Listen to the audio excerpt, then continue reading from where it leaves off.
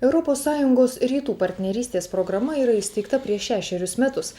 Pasak kai kurių specialistų, ši programa jungianti ES ir kelias rytų šalis, tokias kaip Baltarusija, Gruzija, Armėnija, Ukraina ir kitas, turi didelę ateitį. Plačiau apie šią tarpvyriausybinę organizaciją pasikalbėsime su Europos parlamento nariu Valentinu Mazuroniu. Labas vakaras. Labas vakaras. Tai pirmiausia ir norime klausti, kas yra ta rytų partnerystės programa? Partnerystės programa tai yra programa apimanti ES valstybių santykius su taip vadinamom rytiniam valstybėm. Tarp tų rytinių valstybių įeina 6 valstybės. Tai yra Gruzija, Ukraina, Moldavija ar Moldova ir Azerbaidžanas, Armėnija, Baltarusija. Ir ta sutartis apima, nesutartis, o ta programa apima, ryšius tarp tų valstybių, stengiantis tas buvusias postsovietinės respublikas, valstybės pritraukti arba pagerinti santykius jų su Europos Sąjunga, diegiant tokias vertybės kaip skaidrumas, ekonominiai dalykai ir panašus. Su 3 iš tų valstybių, tai yra Gruzija, Moldova ir Ukraina, yra pasirašytos bendradarbiavimo sutartys, bet visa tai vyksta kontekste, kada Rusija labai agresyviai stengiasi išlaikyti įtaką toj vadinamoj savo postimperiniai daly. Ir mes matome, kas vyksta Ukrainoje. Iš esmės po to, kada jį pasirašė bendradarbiavimo sutartį su Europos Sąjunga ir atsisakė pasirašyti vadinamą, muitų sąjungą su rytų valstybė. Manau, kad tai labai svarbi programa, ypatingai dabar, kada Rusija parodė savo tokią agresyvią poziciją ir stengimąsi, kuo galima daugiau, atstatyti savo imperiją. Ką tai duoda naudingo arba mums, sakykime. Tai tų valstybių piliečiam, tai ta programa yra tikrai naudinga, sakykime, su Moldavija jau yra pasirašyta, jie įvykdė darbus, tas vadinamas bevizinis, judėjimas, atitinkamos programos remiančios jų tokius demokratinius žingsnius ir panašiai.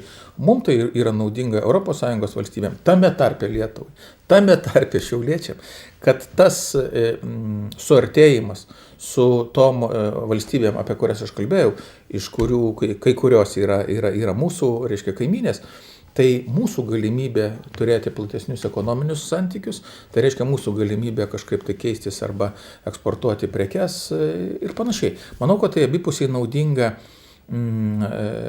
naudinga sutartis ir situacija, nors tam labai stipriai priešinasi šiuo metu ir aš tik grįžau iš Jerevano, ten buvo tas vadinamas susitikimas tarp būtent tam formate europarlamentarų su visų valstybių parlamento atstovais, tiesa Baltarusijos, ten dalyvavo tik opozicijos atstovai ir vadovai, ten yra skirtingi lygiai, skirtingi supratimai. Armėnija ta pati pasirašė su Rusija dėl muitų sąjungos, bet yra apsisprendimas, kad ir toliau reikia su tom valstybėm dirbti ir stengtis draugauti, neleidžiant, kad jas įtakotų tik tai iš vienos pusės, izoliuodami visus kitas galimybės, netgi kariniam priemonėm. Manau, tai svarbi programa. Rytų partnerystės viršūnių susitikimas artimiausias planuojamas gegužę Latvijoje, Rygoje. Ko galbūt iš to susitikimo tikimasi ir kaip jūs galvojat, kokia tos programos ateitis? Mes kaip tik šitos klausimus svarstėm Jerevane, dabar kai buvo susitikimas. Mes iš tiesų ten priėmėm keletą dokumentų, kurie nukreipti būtent į tą viršūnių susitikimą Rygoj. Tarp tų dokumentų yra tokie kaip situacijos Ukrainoje įvertinimas, aiškiai pasakant ir sudėstant, kas ten vyksta, Rusijos veiksmus įvertinant ir panašiai. Beje, buvo priimtas dokumentas raginantis valstybės pripažinti Armėnijos genocidą, kuriam dabar 100 metų sukanka. Ir kreipimasis į vadovus, iš esmės kreipimasis raginant vystyti šitą programą skirtingais lygmenim, skirtingais reiškia, plotmėm.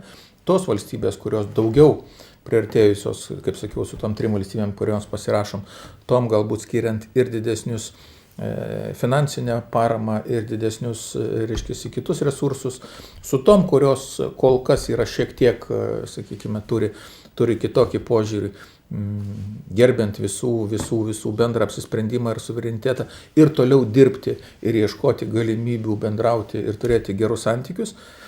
Tai aš tikiuosi, kad vadovų susitikimas, kuris vyks, kaip jūs minėjote, Rygoje, ir bus būtent tas taškas, kuris spartins tą procesą. O aš manau, kad tą reikia daryti, todėl kad mesgi negalim gyventi pasaulyje kaip kokioj kolboj. Mes gyvenam apsupti kaimynų ir jie šiais laikais nėra tokie tolimi. Ir nuo to, kokie ten vyksta procesai, ant kiek jie yra demokratiški arba priešingai diktatoriški, iš esmės priklauso ir mūsų visų ir saugumas, ir gyvenimas. Todėl manau, kad mes turim vystyti tas programas ir nebejoju, tai bus daroma. Labai ačiū.